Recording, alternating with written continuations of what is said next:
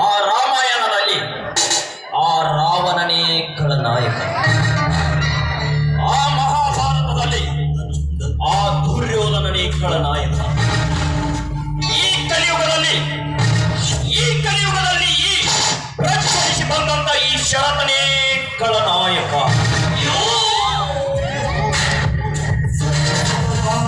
ನನ್ನಂತ ಈ ಖಳನಾಯಕನನ್ನು ಎದುರು ಹಾಕಿಕೊಂಡು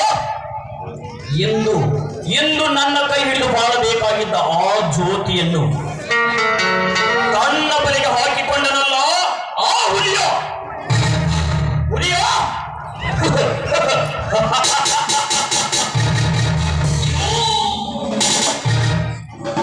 ಎಂದು ಈ ಕಾಳಿಂಗ ಸರ್ಪದ ಹೆಡೆಯ ಮೇಲೆ ತುಳಿದು ಮೋಡಿ ಹಾಕಿ ಆ ಜ್ಯೋತಿಯನ್ನು ಒರೆಸಿಕೊಂಡಿರುವೆ ಎಂದಾಗ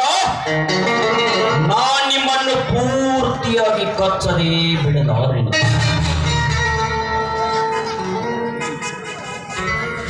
ಈ